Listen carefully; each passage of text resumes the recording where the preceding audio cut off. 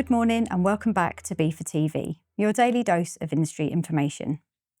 Today we're discussing renewable fuels and how they can be used in a member's road fleets to drive a reduction in transport emissions. Joining me today is Sam Warren, Sustainability Manager at Woodland Group and also BIFA's Chair of the Sustainable Logistics Policy Group. Sam, welcome back to BIFA TV. Thank you.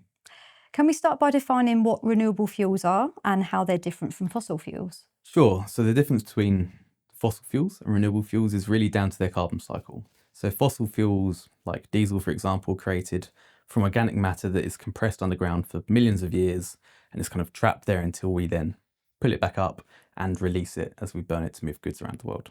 Renewable fuels, on the other hand, are produced from renewable biological resources that are part of a current carbon life cycle. So HVO is probably a really good example.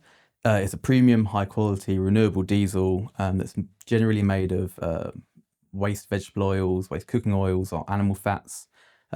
Because the plants or the animals are kind of created in a very recent amount of time, when we kind of use the excess of that to create these fuels and then burn that, the carbon created is basically very, very recent carbon, right? So it's not really kind of having a big impact or changing the amount we have in the atmosphere. It's kind of just recirculating what might have already been there recently. So can you share some of the commercial benefits that can be found from using renewable fuels?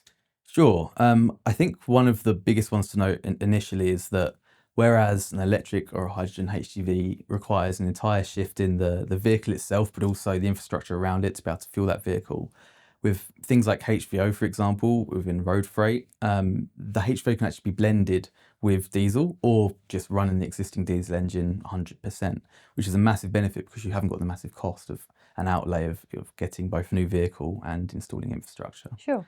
In addition, where shippers are coming under increasing pressure to kind of look at reducing emissions, the ease of switching plus the ability for the emission reduction to be up to about 90%, sometimes 80%, depends on the feedstock of the fuels, can be a massive benefit because it's something that can be used immediately. There's no outlay or process that needs to happen before you can do it. In addition, things like HVO run cleaner in the vehicle engine itself, so it's less soot, which means that the filters don't get so clogged up, and actually then the process of maintaining those vehicles can become cheaper. Sure. There is a trade-off though, in that things like HVO come at a 10 to 20% cost increase compared to diesel, which is potentially significant depending on whatever operation it could be. And when we start to look at other fuels and other sectors, it can be even more than that as well. So it can be quite a challenging thing to switch. So how can a freight forwarder reassure a shipper that a fuel being used is both sustainable and traceable? Yeah, that's a really good point, and it's very important that we guarantee that the fuels we use are actually credible and actually sustainable. There are a couple of different schemes that members should be looking out for. The first is the Renewable Fuels Assurance Scheme, or the RFAS, which is managed by the ZEMO Partnership. Now, this provides a renewable fuel declaration that can be passed on to the shipper or the customer, so they can actually look through that information and basically be sure that the fuel that their haulier might have used is guaranteed to be sustainable. In addition to that, there are also various other mechanisms in place by the ISCC, which is the International Sustainability and Carbon Certification. And what that does is really trace back and look and guarantee that the fuels being used are not a result of deforestation, which is one of the most significant points when we talk about renewable fuels. Yeah. And finally, the last one is the UK government's Renewable Transport Fuel Obligation, or the RTFO.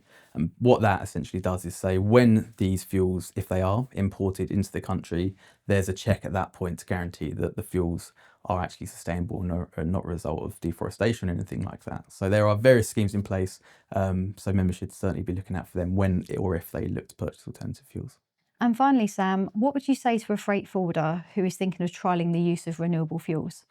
I would say that you haven't got to change your whole fleet straight away. The great thing about things like HVO in particular is that you haven't even got to switch the whole fuel tank from diesel over to HVO. You can blend the fuel, you can trial it in various different ways and kind of analyse the data and look at the TCO model and see if it's actually going to work.